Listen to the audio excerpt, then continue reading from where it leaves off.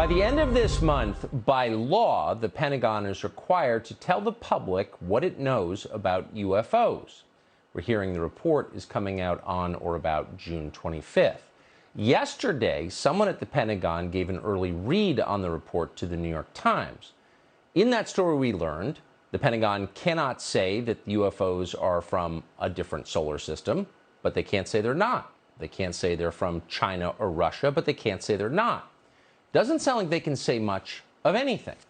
Lue Elizondo is a longtime Pentagon official. For years, he oversaw investigations at the U.S. government into UFOs. He's left now. He and his organization Skyfort have obtained a government document that proves the advanced Tic Tac UFO has been tracked by American military intel services for at least 70 years. That's much earlier than we thought. Lue Elizondo joins us tonight. Lue, thanks so much for coming on. Tucker, always a privilege. Thank you. Thank you. I want to ask you about this document first before I ask you about the upcoming report. What does this document you've obtained show us?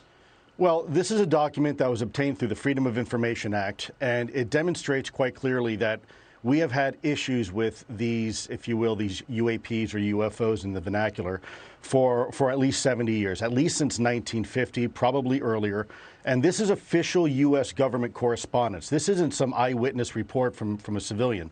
This is official government documentation from military personnel to very senior military brass. And what it says is very quite compelling that, look, we've had a lot of military and intelligence eyewitnesses, to include special agents and scientists, and all of them are seeing these things. And more importantly, the frequency has occurred on a regular and continuing basis over sensitive U.S. military facilities. And this has been occurring, Tucker, again, since 1950, according to official U.S. government documentation. So think about that for a minute when we talk about that on the backdrop of this recent revelation that the U.S. government has finally admitted that this is not some sort of secret U.S. technology.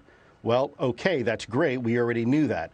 But now there is some wiggle room to say, well, maybe it's some sort of foreign adversarial technology. Well, here's the problem with that theory, because we know that the Russians, after the Berlin Wall came down, they shared a lot of information with us. There was this 5-year period or so, this new romance between us and Russia, where they shared a lot of their UFO information with us. And by the way, they were seeing exactly the same thing in their skies that we were. So we're sure it's not Russian. So then really the only other country that could possibly be would maybe be China. Well, let's look at that for a second, Tucker, because you're talking about a country that for 70 years has kept this technology that was at least 1,000 years ahead of us, kept it secret, was able to employ it against us all the way back in 1950. By the way, this is the same country that steals billions of dollars worth of our technology each year, trying to keep a competitive advantage to this day with our country. Now, does that make a whole lot of sense to you? No. It does. I mean, there were famines in China 70 years ago. Quickly, there seems to be some connection, anecdotally there is, between these objects and nuclear reactors, nuclear warheads, nuclear-powered vehicles, submarines and warships.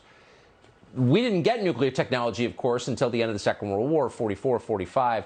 We had airplanes. We had an Army Air Corps going back to the First World War. Were there sightings of these before the United States possessed nuclear technology?